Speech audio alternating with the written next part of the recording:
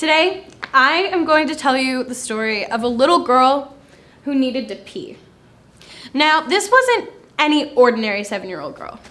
This girl, she was brilliant. She radiated intelligence. Her diction surpassed anyone else her age.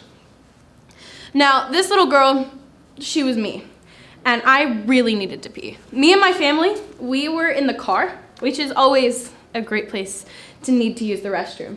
We lived in Colorado at the time, and Colorado, they tend to have snow. And on this particular day, the snowstorm, it was so thick you couldn't see 2 feet in front of you. It looked something like this. Now, I was on the brink of tears, and so my family, we found a little store. Me and my dad, we braved the sand dunes, and we broke through this secret door, and we found ourselves immersed in a world of wizards. We found ourselves surrounded by people wearing cloaks, shouting curses, waving wands. We had found ourselves into a bookstore on the very night of a Harry Potter book release. You could almost smell the nerd. It turns out that was just the bathroom. But I, a 7-year-old girl, just beginning to understand the endless possibilities that fiction provides for those who go looking, I had not yet discovered the total immersion that happens when one finds themselves in the middle of a good book. I, at the time, found it mind-boggling how people could stay up in the middle of the night, brave the storm, and for what, like a book? But as I grew older, and as I've grown older, I've begun to understand these people. I've become to identify with these people. In fact, I will most definitely be at the bookstore when The Cursed Child comes out. These people had become so immersed in the world of Harry Potter that it no longer belonged to J.K. Rowling. This story, they had adopted it. They had made it their own. A good story starts with a daydream. And a good storyteller is able to recreate that daydream in the mind of their audience. My dad, he might know a little something about this, though. Don't tell him I said that. He is a writer, and he says that the way that all the best stories are made is by a writer sitting down in a chair and closing his eyes and imagining a scene with the most detail that he can, and then simply following it with words.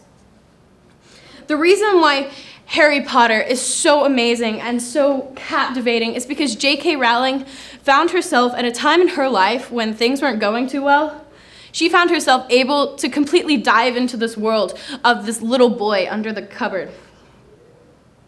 She found a total escape, a total haven in this story, and it became her everything.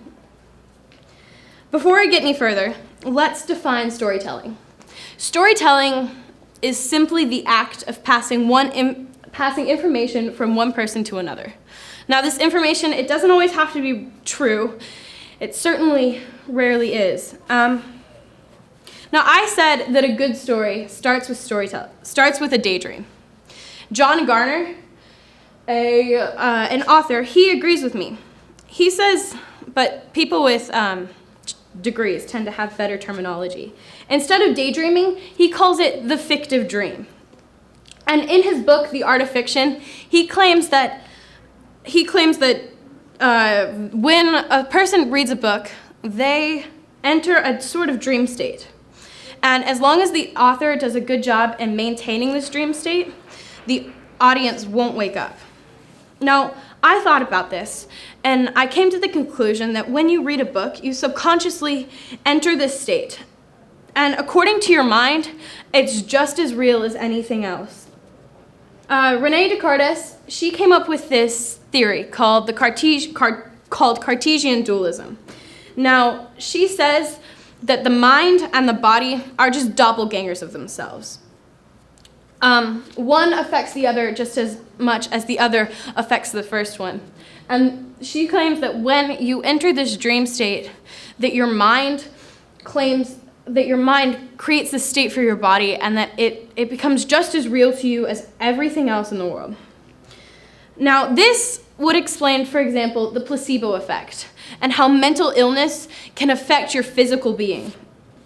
Now, I thought about this and everything else, and I came to the conclusion that storytelling is supernatural.